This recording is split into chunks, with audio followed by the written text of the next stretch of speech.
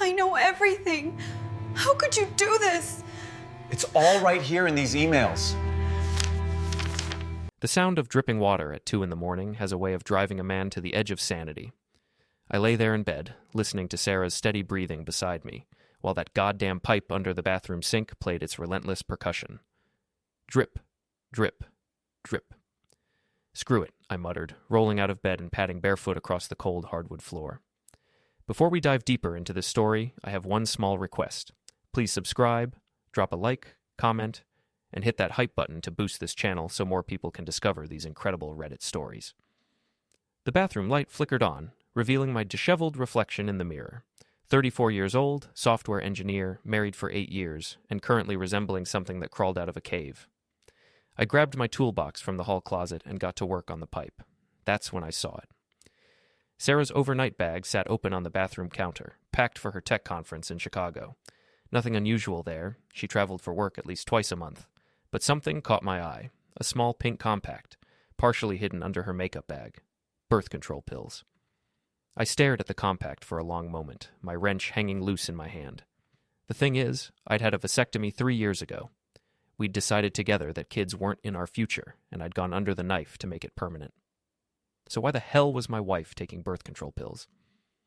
My hands moved almost without conscious thought, opening the compact and examining the contents. Half the pills were gone. This wasn't some old prescription she'd forgotten about. This was active, current, deliberate. A cold understanding settled in my chest like a stone dropping into still water. I closed the compact and set it back exactly where I'd found it.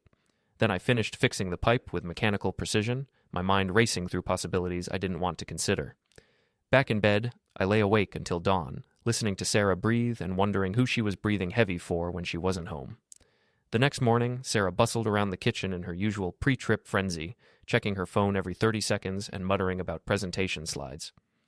"Coffee's fresh," I said, keeping my voice neutral as I flipped pancakes at the stove. "You're a lifesaver, Ethan." She kissed my cheek absently, already mentally somewhere else. "I'll probably be back late Sunday. The conference runs through Saturday, but you know how these networking dinners go." "Sure do." I slid 2 pancakes onto her plate. "Who's going from your company again?" "The usual suspects.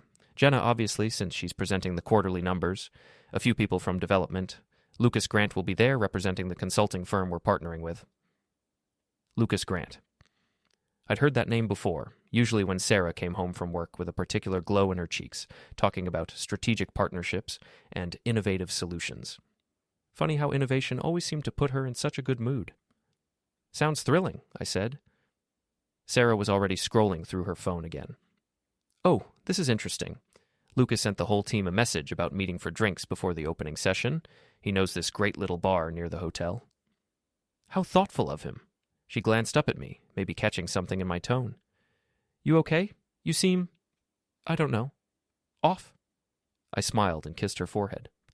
"Just tired. That pipe kept me up half the night." "My hero," she said, but she was already looking back at her phone. After Sarah left for the airport, I sat in my home office staring at my computer screen. I had work to do, a client project that was already behind schedule, but I couldn't focus on code when my brain was stuck in an endless loop of suspicion and dread. Instead, I opened a new browser window and did something I'd never done before in 8 years of marriage. I logged into our shared laptop using Sarah's password, her mother's maiden name plus our wedding year, because my wife wasn't exactly a cybersecurity expert. Her email was still open, and I felt like a creep as I scrolled through her messages. Most of it was boring work stuff. Vendor contracts, meeting schedules, complaints about the office coffee machine. But then I found a folder labeled LC Projects buried in her organizational system. LC, Lucas, something. I clicked it open. The first email made my stomach drop into my shoes. It was from 3 weeks ago, with the subject line, "Can't stop thinking about Tuesday. Sarah, I know we agreed to keep things professional, but I can't get Tuesday night out of my head. The way you looked at me during dinner, the way you laughed at my terrible jokes, and later, in my hotel room, the way you said my name when I stopped reading and closed the laptop so hard I nearly cracked the screen. For about 10 minutes, I sat there in my office chair, staring at the wall and trying to process what I'd just read. My wife of 8 years was having an affair. Not just any affair, a detailed, ongoing, apparently passionate affair with some consultant named Lucas Grant. The birth control pills made sense now. Sarah wasn't protecting herself from me. She was protecting herself from him. I reopened the laptop and forced myself to read the rest of the email chain. It was worse than I'd imagined. This wasn't some recent fling or moment of weakness. The emails went back 6 months, chronicling a relationship that had progressed from flirtatious work banter to explicit sexual encounters in hotel rooms across 3 different cities. Lucas Grant wasn't just Sarah's lover. According to the messages, he was everything I apparently wasn't. Spontaneous where I was predictable, adventurous where I was cautious, successful where I was adequate. Ethan's a good man, Sarah had written in one message, but he's comfortable, you know? He's satisfied with his little programming job and his little house and his little life. Sometimes I feel like I'm suffocating in all that contentment. You deserve more, Lucas had replied. You deserve someone who sees your potential, who wants to build an empire with you instead of just paying the mortgage on time every month. I closed the laptop again and walked to the kitchen. My hands were shaking as I poured myself a glass of water. Outside, Mrs. Henderson was walking her ancient poodle past our front window, same as she did every morning at 9:15. The mailman waved to her from across the street. Everything looked exactly the same as it had an hour ago, but my entire world had shifted on its axis. My phone buzzed with a text from Sarah. Flight delayed, but should still make the opening session. Love you. Love you. I stared at those 2 words until they stopped making sense. Then I went back to the computer and started planning. By Thursday evening, I had a plan. It wasn't elaborate. The best revenge, I'd learned from years of debugging other people's code, was usually the simplest solution that addressed the root problem. Sarah had texted me updates throughout her travel day. Flight finally departed. Landed safely. Hotel is nice. Conference starts bright and early tomorrow. What she hadn't mentioned was the dinner reservation I'd found confirmation for in her email, a table for 2 at an upscale steakhouse booked under Lucas Grant's name for 8 p.m. I called in sick to work Friday morning, something I'd done maybe 3 times in 5 years. Then I drove the 4 hours to Chicago, arriving downtown just after noon. The Marriott Grand was exactly the kind of place Sarah's company favored for conferences, expensive enough to impress clients, corporate enough to justify the cost to accounting. I parked across the street and settled in to wait. At 6:30 p.m., I saw her. Sarah emerged from the hotel lobby wearing the black dress I'd bought her for our anniversary last year. She'd done something different with her hair, and even from across the street, I could see she was wearing more makeup than usual. She looked beautiful. She also looked like a woman getting ready to cheat on her husband. Lucas Grant appeared beside her as she waited for the valet. I'd found his photo on his consulting firm's website, but seeing him in person was different. Tall, probably 6'2" to my 5'10", expensive suit, confident posture, the kind of smile that suggested he'd never doubted himself about anything in his entire life. He put his hand on the small of Sarah's back as they waited for his car, a sleek BMW that probably cost more than I made in 6 months. Sarah leaned into his touch like it was the most natural thing in the world. I followed them to the restaurant, staying 3 cars back and feeling like a character in a bad movie. But this wasn't fiction. This was my wife, my marriage, my life falling apart in real time. The steakhouse had large windows facing the street. I found a coffee shop across the road with a clear view of their table and ordered a latte I didn't want. For 2 hours, I watched my wife have dinner with another man. They talked constantly, leaning across the table toward each other like teenagers on a first date. Sarah threw her head back and laughed at something Lucas said. He reached across the table and touched her hand. She didn't pull away. When they finally left the restaurant, Lucas's arm was around Sarah's waist and her hand was in his back pocket. I followed them back to the hotel and watched them walk through the lobby together, past the elevators that would take Sarah to her room on the 7th floor, toward a different bank of elevators that served the hotel's premium suites. I sat in my rental car for another hour, staring up at the hotel's upper floors and wondering which window belonged to the room where my wife was currently betraying 8 years of marriage vows. Then I drove home. The house felt different when I walked in Saturday morning.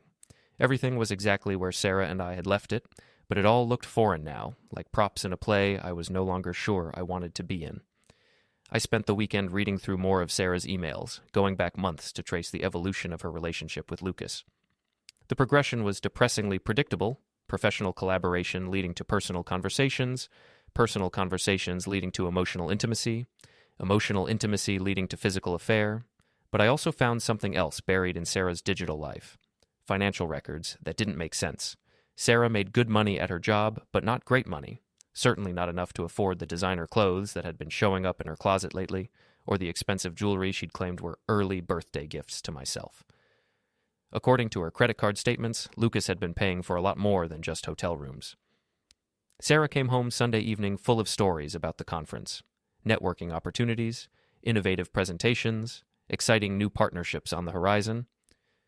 Lucas thinks there might be a promotion in my future, she said over the Chinese takeout we'd ordered for dinner. His firm is expanding their consulting services, and they're looking for someone with my background to head up client relations. That's great, honey, I said. Lucas sounds like a real mentor. Sarah's chopsticks paused halfway to her mouth. What do you mean by that? Nothing. Just that he seems to have taken a special interest in your career. She resumed eating, but I caught the slight flush that crept up her neck. He's very supportive of professional development. Not everyone is content to just maintain the status quo. There it was, the same sentiment I'd read in her emails, delivered with just enough edge to let me know exactly what she thought of my contentment with our little life. Must be nice, I said, having someone believe in your potential like that. Sarah looked up at me sharply, but I kept my expression neutral. After a moment, she relaxed. It is nice, she said. It's been a long time since someone saw me as more than just, a wife who happens to have a job. I nodded and took another bite of lo mein, even though it tasted like cardboard in my mouth.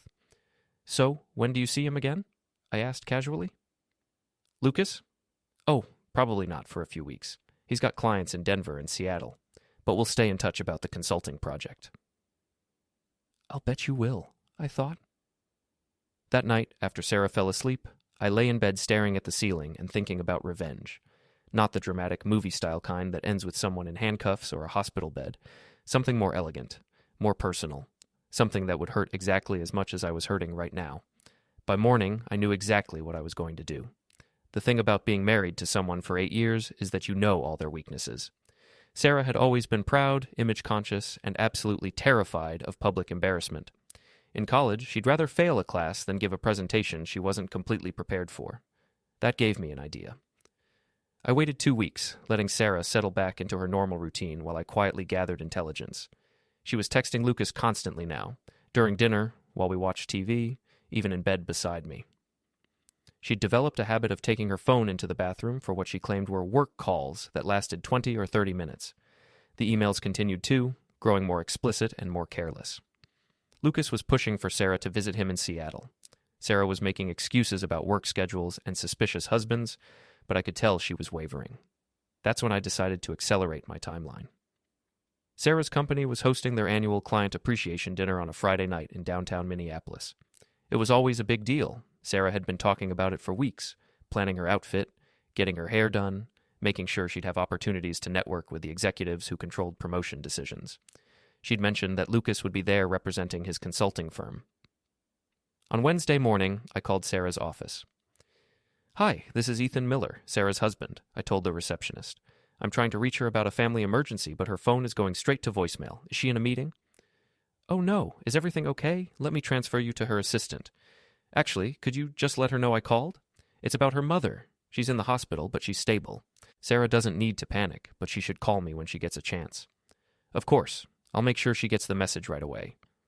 Sarah called me back within 5 minutes, breathless with worry.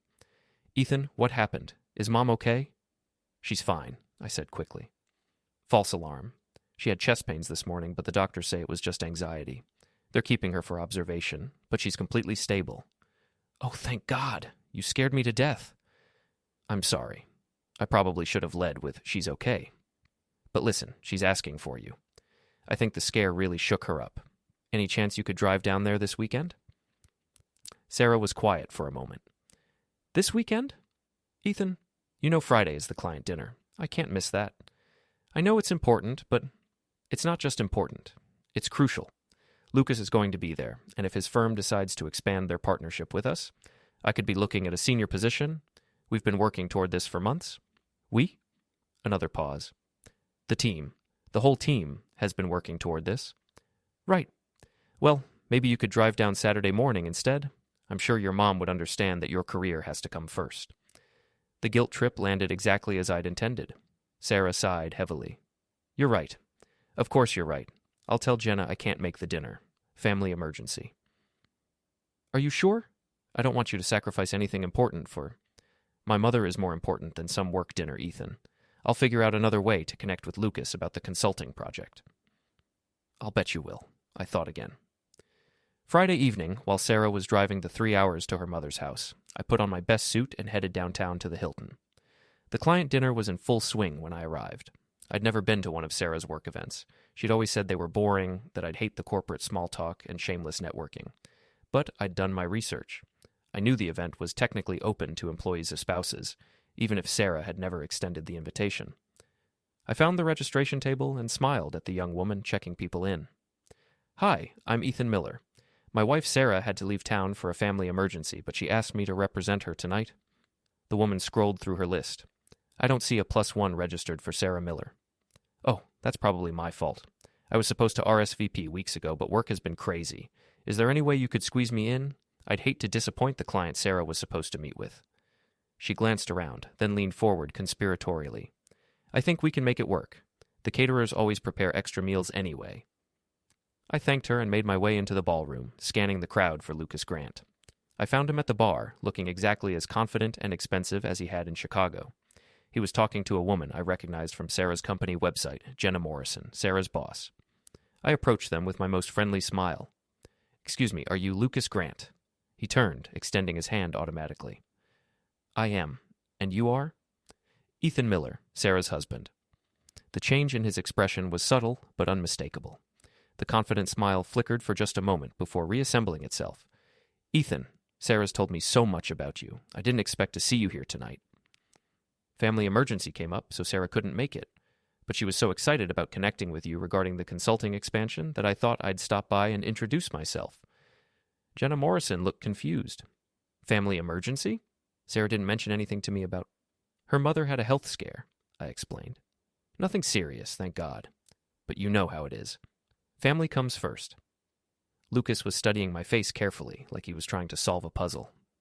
"Of course. I hope everything works out okay." "I'm sure it will. Sarah speaks so highly of you, Lucas. She says you've been incredibly supportive of her professional development." "Sarah's very talented. She has a lot of potential in this industry." "That's exactly what she says you tell her. Hey, sometimes I think she values your opinion more than her husband's." The silence that followed was loaded with subtext. Jenna excused herself to check on the catering setup, leaving Lucas and me alone at the bar. "So," I said, signaling the bartender for a whiskey, "how long have you and Sarah been working together?" "About 6 months now, since the consulting partnership began." 6 months. That's interesting. Sarah's been so much happier at work lately. More energetic, coming home with stories about innovative projects and exciting opportunities. It's nice to see her passionate about her career again. Lucas took a sip of his drink, his eyes never leaving my face. Sarah's passion is one of her greatest assets. I couldn't agree more. She's always been passionate. About her work, about her goals, about getting what she wants. We stared at each other for a long moment. The conversation was perfectly innocent on the surface, but we both knew exactly what was really being said. Finally, Lucas smiled. A different smile than the one he'd been wearing earlier. This one was colder, more calculating. "You know, Ethan, I get the feeling you and I should have a longer conversation sometime. Maybe when Sarah's not dealing with family emergencies." "I'd like that," I said. "I'd like that very much." I finished my drink, shook his hand, and left the dinner. On the drive home, I called Sarah. "Hey, honey, how's your mom?" "Much better, thank God. The doctor says it was definitely just anxiety, but she's feeling more like herself now." "How was your evening?" "Quiet. I actually ended up going to your client dinner." Silence. "You what?" "I figured since you couldn't be there, I'd make an appearance. Represent the Miller family, I met some of your colleagues. Nice people. I had a particularly interesting conversation with Lucas Grant." More silence. "Ethan, what did you say to him?" "Nothing much. Just introduced myself, told him how much you enjoy working with him. He seems very invested in your success." "What's that supposed to mean?" "Nothing, sweetheart. Just that it's obvious he thinks very highly of you, professionally speaking." I could practically hear Sarah's mind racing through the implications. "I'll be home tomorrow afternoon," she said finally. "Drive safe. Give my love to your mom." After I hung up, I sat in my driveway for a few minutes, thinking about the look on Lucas Grant's face when I'd introduced myself. He knew that I knew, and now he knew that I wasn't going to quietly disappear. The game had officially begun. Sarah came home Saturday evening wound tighter than a watch spring. She moved through our house like she was seeing it for the first time, straightening things that didn't need straightening, starting conversations, and then abandoning them mid-sentence. "How exactly did you end up at the client dinner?" she asked while unpacking her overnight bag. "I told you. I thought I'd represent our family since you couldn't be there." "But how did you even know about it? I mean, the specific details, the location, the time?" I looked up from the book I was pretending to read. "Sarah, you've been talking about this dinner for weeks. You had it marked on the kitchen calendar. It wasn't exactly classified information." She nodded, but I could see her mentally reviewing every conversation we'd had about work events, trying to figure out what else I might know. "What did you think of Lucas?" she asked, attempting casualness and missing by a mile. "Seems like a sharp guy. Very focused on business development. Very hands-on with his client relationships." Sarah's hands stilled on the clothes she was folding. "What do you mean by that?" "Just that he seems personally invested in the success of the people he works with. That's admirable in a consultant." "Right. Yes, he's very professional." "I'm sure he is." We didn't talk much for the rest of the evening, but I caught Sarah checking her phone constantly. Whatever texts she was exchanging with Lucas, they were making her increasingly agitated. Sunday morning brought the first real crack in Sarah's composure. "I think we should talk," she said over coffee. "About what?" "About boundaries, about respect, about the fact that you showed up at my work event without telling me." I set down my mug carefully. "Are you upset that I went, or upset about what I might have said while I was there?" "I'm upset that my husband is suddenly taking an interest in parts of my life he's never cared about before." "Maybe I'm realizing I should have been paying more attention all along." Sarah stared at me across the kitchen table, and I could see her trying to decide how much she dared to say. "Ethan, if you have something you want to ask me, just ask it." "Okay, are you happy?" The question clearly wasn't what she'd been expecting. "What?" "Are you happy? In our marriage, in our life together? Because lately it feels like you're somewhere else, mentally, emotionally, like you're going through the motions of being my wife while your real life is happening somewhere I can't see it." For a moment, I thought she might tell me the truth. Her face went through a series of expressions: surprise, guilt, something that might have been relief. But then she pulled herself back together. "I'm happy, Ethan. Maybe I've been distracted by work lately, but that doesn't mean I'm not committed to us." "Good," I said. "Because I love you, Sarah. I love our life together. And I'd hate to think that someone else was trying to convince you that you deserved something different." The color drained from her face. "Someone else?" "Just hypothetically speaking. You know how it is in the corporate world. All those ambitious consultants looking to build their client base, expand their influence. Sometimes they can be very persuasive about the opportunities they're offering." Sarah stood up abruptly, her chair scraping against the kitchen floor. "I have some emails to catch up on," she said. "On Sunday?" "Work doesn't stop for weekends, Ethan. Some of us have bigger goals than just maintaining the status quo." There it was again, that phrase from her emails to Lucas, delivered like a slap across the face. "Of course," I said. "Don't let me keep you from your goals." She left the kitchen, and I heard her office door close with more force than necessary. I gave her 30 minutes, then walked quietly upstairs and listened outside her office door. Sarah's voice was low but urgent, and I could make out fragments of her conversation. "Don't know what he knows. Acting strange since Friday. Can't risk. Need to be more careful." I went back downstairs and started planning my next move. Monday morning, I called in sick to work again. This was becoming a habit that would probably cost me my job if I wasn't careful, but I was past caring about normal consequences. Instead of going to the office, I drove to Sarah's company headquarters and positioned myself in a coffee shop across the street with a clear view of the parking garage entrance. Sarah's Honda arrived at 8:15, same as always. But at 10:30, a familiar BMW pulled into the garage. Lucas Grant was supposed to be in Seattle this week. At least that's what Sarah had told me. I waited. At 11:45, Sarah and Lucas emerged from the building together. They walked to his car, and I watched Sarah get into the passenger seat. They drove to a small restaurant about 10 minutes away, the kind of place that catered to business lunches and discreet conversations. I followed them and took a table near the back, close enough to observe, but far enough away to avoid being seen. They sat across from each other, leaning forward like they were discussing something urgent. Lucas reached across the table and took Sarah's hand. She let him hold it for a moment, then pulled away and glanced around the restaurant nervously.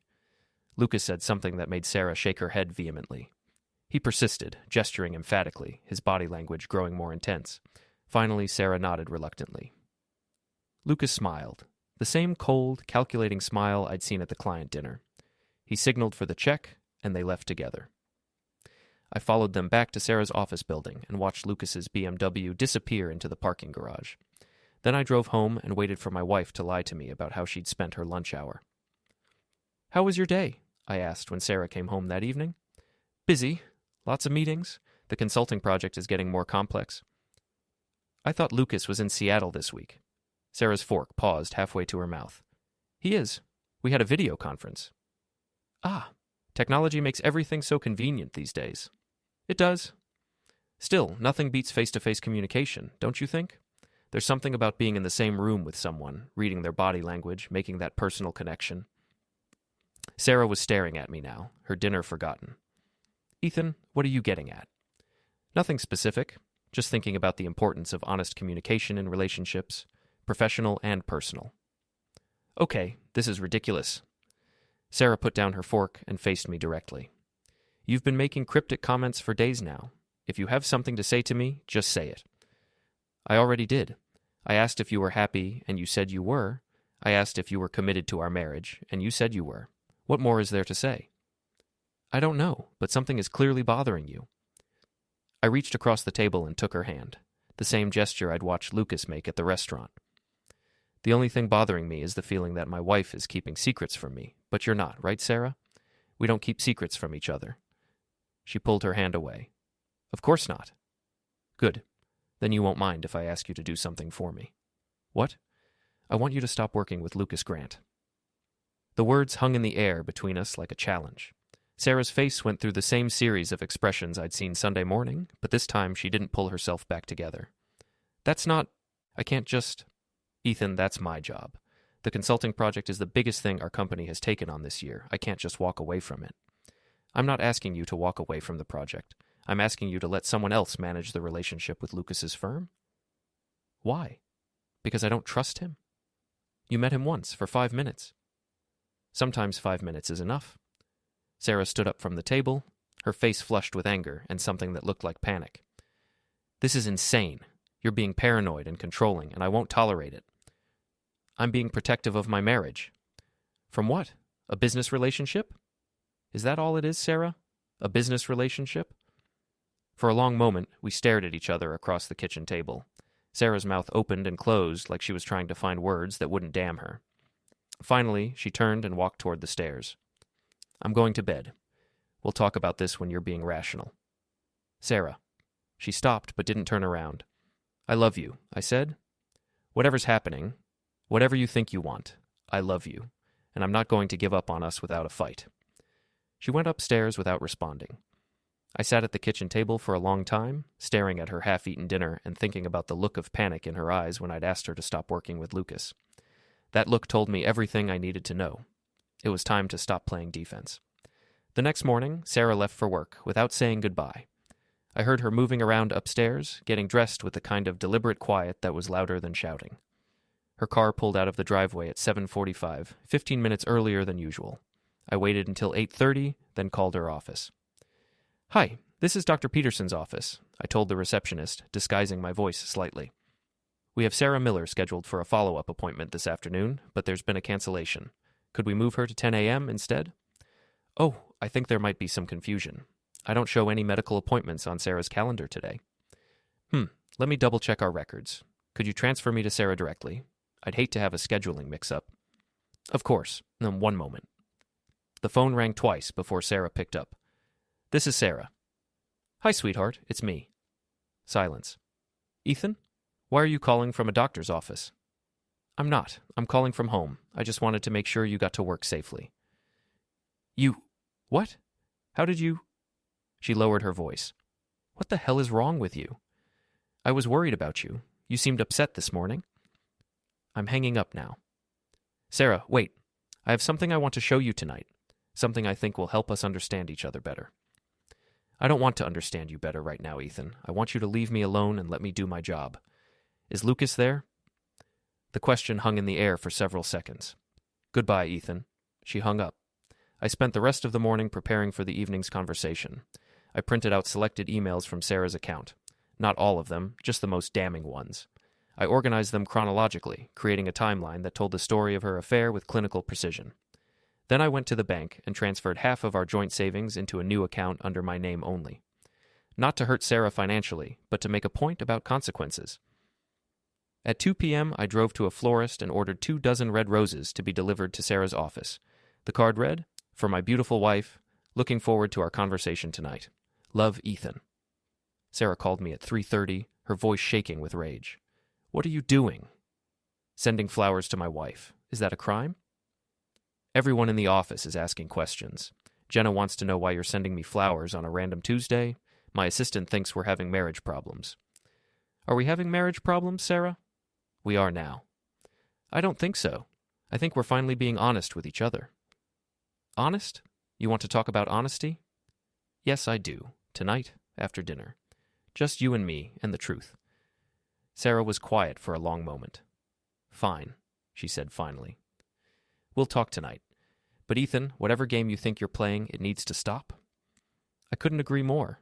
Sarah came home at 6:15, carrying the roses I'd sent her. She set them on the kitchen counter without looking at me. I made dinner, I said. Your favorite, salmon with that lemon sauce you like. I'm not hungry. You should eat something. We're going to have a long conversation. She turned to face me, and I was struck by how different she looked. The woman standing in my kitchen bore little resemblance to the confident, successful professional who'd left for work that morning. This woman looked cornered. What do you want from me, Ethan? The truth? About what? I walked to the kitchen table and picked up the folder I'd prepared. About Lucas Grant, about the consulting project, about where you've really been spending your time for the past 6 months. Sarah's eyes fixed on the folder. What is that? Sit down. Ethan. Sit down, Sarah. She sat. I opened the folder and placed the first email in front of her. It was the one I'd found initially, with the subject line, "Can't stop thinking about Tuesday." Sarah's face went white. Where did you get this? From your email account. The same account you use on our shared laptop. The same laptop you've been using to plan your affair for 6 months. I placed the second email beside the first, then the third, building a paper trail of betrayal across our kitchen table. Ethan, I can explain. Can you? Can you explain why you've been taking birth control pills when your husband has had a vasectomy? Can you explain the hotel charges on your credit card that don't match your conference locations? Can you explain why Lucas Grant was at your office yesterday when he was supposed to be in Seattle? Sarah stared down at the emails, her hands trembling. You followed me. I protected myself. There's a difference. By spying on me, by violating my privacy. I laughed, and the sound that came out was harsh enough to make Sarah flinch. Privacy? Sarah, you've been screwing another man for 6 months. You've been lying to me every single day, taking my love and my trust and my commitment and throwing it all away. For what? Some consultant with a nice car and a bigger paycheck? It's not about money. Then what is it about? What does Lucas Grant give you that I don't? Sarah was crying now, but I felt no sympathy for her tears. He makes me feel alive, she whispered. He makes me feel like I could be more than just this. She gestured around our kitchen, encompassing our house, our life, our marriage, with one dismissive wave. More than what, Sarah? More than loved? More than cherished? More than the center of someone's entire world? More than ordinary. The word hit me like a physical blow. Ordinary. I see. And what exactly did you plan to do about your ordinary husband while you were off being extraordinary with Lucas? I don't know. I haven't figured that out yet. Well, let me help you figure it out. I reached into the folder and pulled out the last document. Divorce papers I'd had drawn up that afternoon. You can have your extraordinary life, Sarah. You can have Lucas Grant and his BMW and his promises about your potential. But you can't have them and me too. Sarah stared at the divorce papers like they were written in a foreign language. Ethan, please. I know I made mistakes, but we can work through this. We can go to counseling. We can... No. No? No. We can't work through this. You didn't make mistakes, Sarah. You made choices. Every hotel room, every lie, every time you came home and pretended to be my loving wife while you were planning your next rendezvous with another man, those were choices. I stood up and walked to the kitchen window, looking out at our neighborhood. Mrs. Henderson was walking her poodle. The mailman was making his evening rounds. Everything looked exactly the same as it had this morning, but my world had changed again. I've transferred half our savings to a separate account, I said without turning around. I've contacted a lawyer. I've documented your affair thoroughly enough to ensure that any divorce settlement will be equitable. You're destroying our marriage over a mistake. I turned back to face her. I'm not destroying anything, Sarah. You already did that. I'm just cleaning up the mess. Sarah wiped her eyes and straightened in her chair. For a moment, I saw a flash of the woman I'd fallen in love with, strong, determined, unwilling to back down. "Fine," she said. "If that's what you want, fine. But don't pretend this is all my fault. You want to know the truth? The truth is that you stopped trying years ago. You stopped seeing me, stopped appreciating me, stopped making me feel like I was worth fighting for. Lucas didn't steal me from you, Ethan. You gave me away through sheer indifference. Is that what you tell yourself? That this is my fault? I tell myself that marriages take two people, and only one of us was still trying to make this work." I walked back to the table and gathered up the printed emails. "You know what, Sarah? You're right about one thing. Only one of us was trying to make this work, but it wasn't you." I headed toward the stairs, then stopped and turned back. "Lucas can pick you up tomorrow. I'll be staying at my brother's place for a few days while you figure out your next move, but I want you out of this house by the weekend." "Ethan." "We're done talking, Sarah. We're done with everything." I went upstairs and packed a bag, listening to Sarah cry in the kitchen below. Part of me wanted to go back down there, to comfort her, to try one more time to salvage something from the wreckage of our marriage. But I didn't. Instead, I drove to my brother Mike's apartment across town, where I spent the night staring at the ceiling and thinking about the look on Sarah's face when she'd called our life together ordinary. The next morning, I started planning the rest of my revenge. Because Sarah was wrong about one thing, I wasn't done fighting for what mattered to me. I was just getting started. Mike's apartment smelled like pizza and disappointment, which seemed appropriate for my current situation. My younger brother had always been the family screw-up, bouncing between jobs and relationships with equal enthusiasm. Now I was sleeping on his couch, joining him in the ranks of men whose lives hadn't gone according to plan. "So, you really think she's going to choose this Lucas guy over 8 years of marriage?" Mike asked, handing me a beer and settling into his recliner. "She already chose him. I just made it official." "But maybe if you gave her another chance." "Mike, I found 6 months of emails. This wasn't some momentary lapse in judgment. This was a calculated ongoing betrayal of everything we built together." Mike nodded, but I could tell he didn't really understand. He'd never been married, never invested years of his life in building something with another person, only to watch them tear it down for the thrill of someone new. My phone buzzed with a text from Sarah.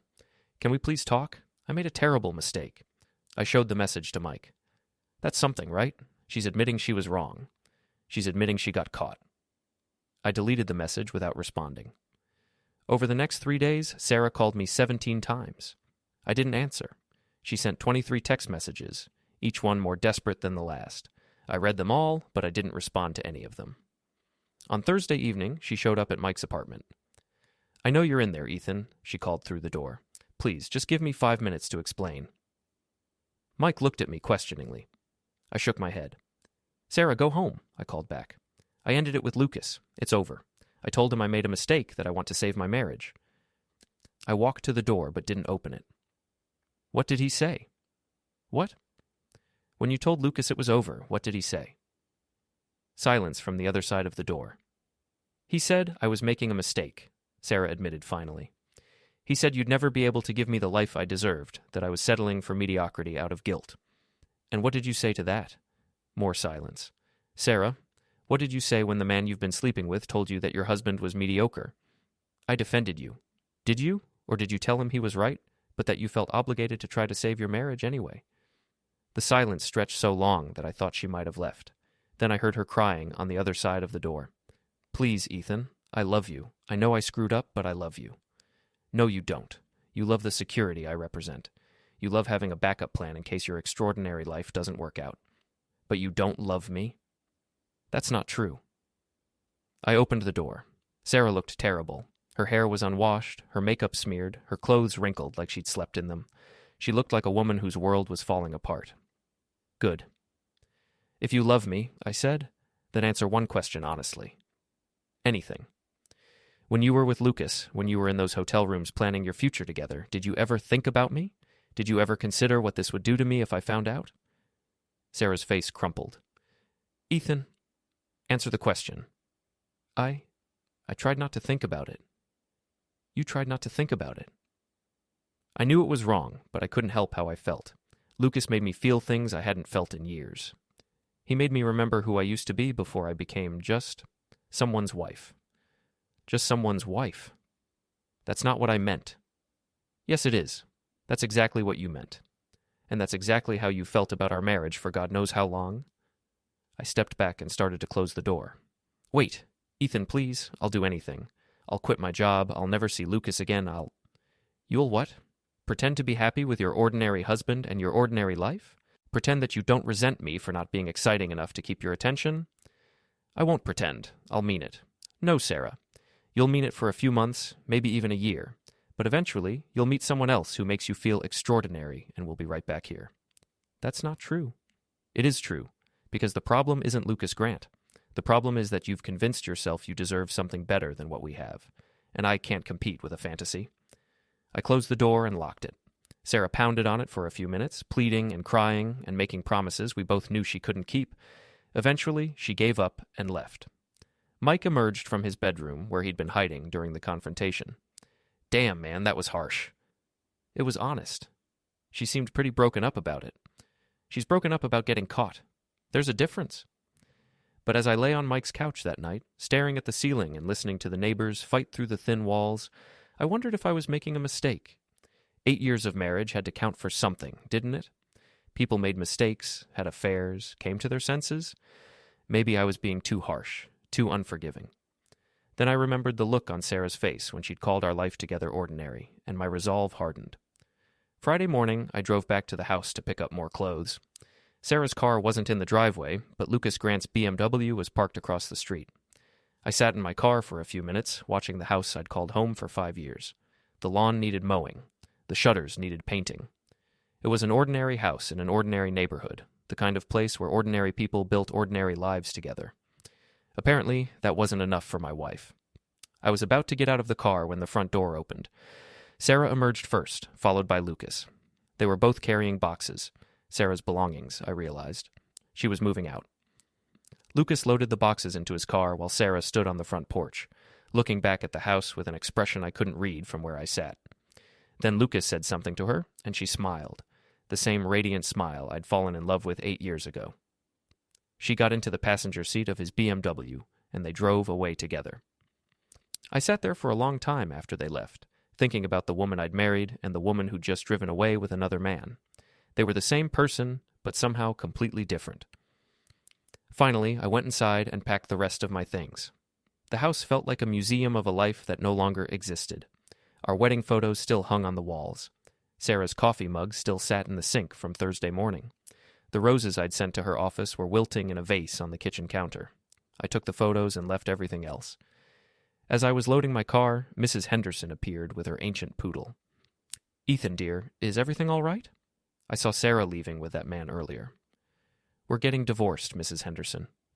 "Oh, I'm so sorry. You two always seemed so happy." "We were, for a while." "These things happen, I suppose. My Harold always said that marriage is like a garden. It only grows if both people tend to it."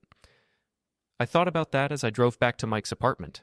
Sarah and I had planted a garden together, but somewhere along the way, she'd stopped watering her half, and now she was surprised that it had withered. That evening, I got a call from my lawyer. "Good news and bad news," he said. "The good news is that the evidence you provided makes this a pretty straightforward case of marital misconduct. The bad news is that your wife's attorney is pushing for a significant alimony settlement." "On what grounds?" "She's claiming that she gave up career opportunities to support your marriage and that she deserves compensation for the earning potential she sacrificed." I laughed, and it came out bitter. "She's claiming I held her back?" "That's the argument. Her attorney says she turned down job offers in other cities to stay with you, and that she deserves to be compensated for those lost opportunities." "What job offers?" "I don't have specifics yet, but we'll get them during discovery." After I hung up, I sat on Mike's couch and thought about Sarah's final betrayal. Not only had she destroyed our marriage, but now she was trying to rewrite history to make me the villain. That's when I decided to stop playing defense and go on the offensive. I still had access to Sarah's email account, and I still had friends at her company. If Sarah wanted to play games with the truth, I was going to make sure the truth had a chance to defend itself. It was time for the final move in our game, and I was going to win. The thing about revenge is that it's most satisfying when it's perfectly legal and completely deserved. I spent the weekend at Mike's apartment, planning my final move with the methodical precision I usually reserved for debugging complex code. Sarah wanted to claim that I'd held her back professionally? Fine. Let's examine that claim in the light of day. Monday morning, I called Sarah's company and asked to speak with Jenna Morrison. Hi, Jenna. This is Ethan Miller, Sarah's husband. I'm sorry to bother you at work, but I'm trying to get some information for our divorce proceedings. Oh, Ethan, I heard about... I'm sorry things didn't work out. Thank you. I was hoping you could help me understand something.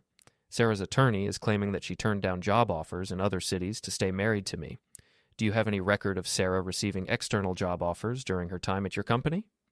Jenna was quiet for a moment. That's an interesting question. I'm not sure I should be discussing Sarah's employment history without her permission. I understand your position, but this is for legal proceedings, and the information will come out during discovery anyway. I'm just trying to avoid making this more complicated than it needs to be. Well, I suppose I can tell you that in my 5 years as Sarah's supervisor, she never mentioned any external job offers to me. In fact, she's never even applied for positions within our own company that would have required relocation. I see. What about the consulting project with Lucas Grant's firm? Sarah mentioned that might lead to a promotion. Another pause. Ethan, I think there might be some confusion about that. The consulting project was Lucas's idea, but it was never approved by upper management. We decided not to move forward with that partnership last month. Last month? But Sarah said... Sarah may have been hoping we'd reconsider, but the decision was final. Lucas's firm was... well, let's just say their business practices didn't align with our company's values. I felt a cold smile spread across my face. What kind of business practices? I probably shouldn't go into details, but there were concerns about professional boundaries. Lucas had a pattern of developing inappropriate relationships with female employees at client companies. A pattern? You didn't hear this from me, Ethan, but Lucas Grant has been involved in at least 3 workplace affairs that we know of. In each case, he promised the women career advancement opportunities that never materialized. After I hung up with Jenna, I sat in Mike's living room and thought about Sarah's extraordinary love affair. She'd thrown away 8 years of marriage for a man who made a hobby of seducing married women with empty promises about their careers. But I wasn't done gathering information. I called Lucas Grant's previous consulting firm, the one he'd left 6 months ago to start his own business. After some creative social engineering, I managed to speak with a former colleague who was happy to share what he knew about Lucas's departure. Let's just say it wasn't voluntary, the man told me. There was an incident with a client's wife. Lucas had convinced her that he could help her start her own business, but really he was just trying to get her into bed. When the husband found out, he threatened to sue our firm for sexual harassment. What happened? We gave Lucas the choice to resign quietly or be fired publicly. He chose resignation, but he had to sign a non-compete agreement that prevented him from taking any of our clients with him. So his new consulting firm is basically a shell company. He's got no real clients, no steady income. He's been living off his savings and whatever money he can convince women to invest in his business ventures. I thanked the man and hung up, feeling something that might have been pity for Sarah if she hadn't spent the last 6 months systematically destroying our marriage. She'd given up everything for a con man. Tuesday morning, I received a call from my lawyer. Your wife's attorney wants to meet, he said. They're proposing a settlement conference for Thursday afternoon. What kind of settlement are they looking for? Significant alimony, half the house value, and a portion of your retirement accounts. They're also asking for attorney's fees. Based on what? The same claims we discussed, that she sacrificed her career for your marriage and deserves compensation. I have some information that might change their perspective on that. I spent Tuesday and Wednesday documenting everything I'd learned about Lucas Grant and Sarah's fictional career opportunities. I printed out email chains showing that Sarah had never applied for jobs in other cities. I got written confirmation from Jenna Morrison that the consulting project had been canceled and that Lucas's firm had been rejected due to ethical concerns. Most importantly, I found records showing that Lucas Grant's consulting firm was essentially bankrupt and that he'd been borrowing money from Sarah to pay his business expenses. Thursday afternoon, I sat across a conference table from Sarah and her attorney, watching my wife's face as my lawyer presented our findings. Your Honor, my attorney began, addressing the mediator, we have evidence that Mrs. Miller's claims about sacrificed career opportunities are not supported by the facts. He laid out the documentation systematically. No job applications to companies in other cities, no record of external job offers, no actual career advancement opportunities with Lucas Grant's firm. Sarah's face grew paler with each revelation. Then came the financial records. Furthermore, my attorney continued, we have evidence that Mrs. Miller has been providing financial support to her paramour's failing business venture. Over the past 3 months, she has transferred nearly $15,000 from the couple's joint accounts to Mr. Grant's business account. Sarah's attorney looked stunned. Is this true? Sarah couldn't meet anyone's eyes. Lucas needed help with cash flow. It was temporary. Mrs. Miller, the mediator said gently, did you discuss these financial transfers with your husband? No. So you were providing marital assets to support your extramarital relationship? It wasn't like that. What was it like? I asked, speaking for the first time since we'd sat down. Sarah finally looked at me, and I saw something I'd never seen in her face before. Shame. He said he was going to make me a partner in his firm. He said we were investing in our future together. Our future? His and mine. I leaned back in my chair and studied the woman I'd been married to for 8 years. She looked smaller somehow, diminished by the weight of her own poor choices. So let me understand this, I said. You had an affair with a man who convinced you to steal money from our marriage to fund his fake business, and now you want me to pay you alimony because you claim I held back your career? I didn't steal anything. It was our money. That you gave to another man without telling me.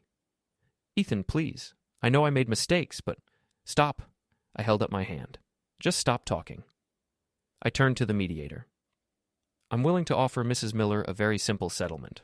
She can have her personal belongings, her car, and half of whatever money is left in our joint accounts after we subtract what she gave to Lucas Grant. I keep the house, my retirement accounts, and we go our separate ways. That's not fair, Sarah's attorney protested. Mrs. Miller contributed to this marriage for 8 years. Yes, she did, right up until she decided to contribute to someone else's life instead. The mediator looked at Sarah. Mrs. Miller, given the evidence presented today, I think you should seriously consider this offer. If this case goes to trial, the financial misconduct could result in a much less favorable outcome for you. Sarah stared down at the table for a long time. When she finally looked up, her eyes were red with tears. Fine, she whispered. I'll take it. We spent the next hour working out the details. Sarah would have 30 days to remove her belongings from the house. The divorce would be final in 60 days. We would have no further contact after that unless required by law. As we prepared to leave, Sarah approached me in the parking lot. Ethan, I want you to know that I really did love you. No, you didn't. You loved the idea of me, the security, the stability, the backup plan, but you never loved me enough to be faithful to our marriage. What about you? Did you ever really love me? I thought about that question as I looked at her standing beside Lucas Grant's BMW, which was apparently now her primary means of transportation. Yes, I said finally. I loved you enough to forgive almost anything, but not this. So what happens now?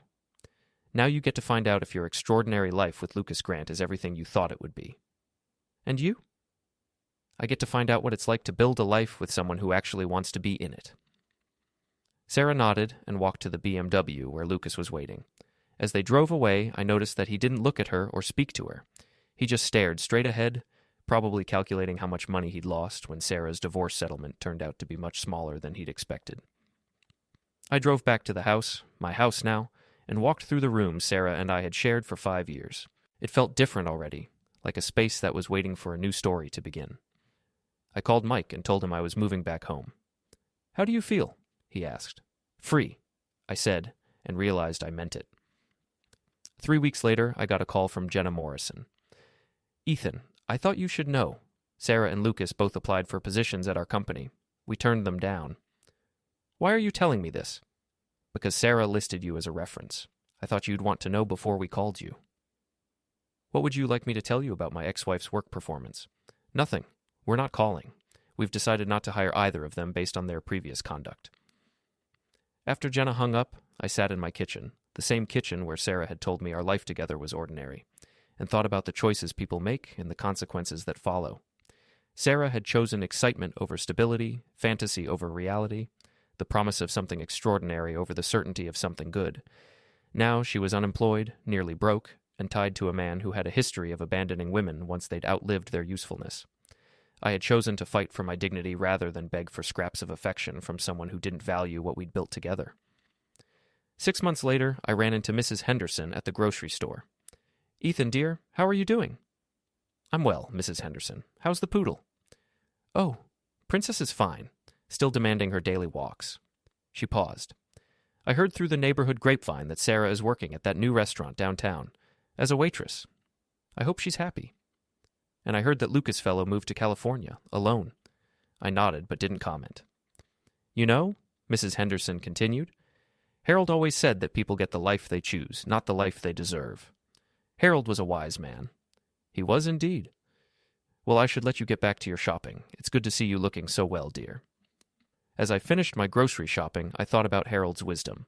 People get the life they choose, not the life they deserve. Sarah had chosen to trade 8 years of marriage for 6 months of excitement with a man who turned out to be everything I'd suspected he was: charming, manipulative, and ultimately empty. I had chosen to value myself enough to walk away from someone who didn't value me. We'd both gotten exactly what we'd chosen, and I was finally okay with that.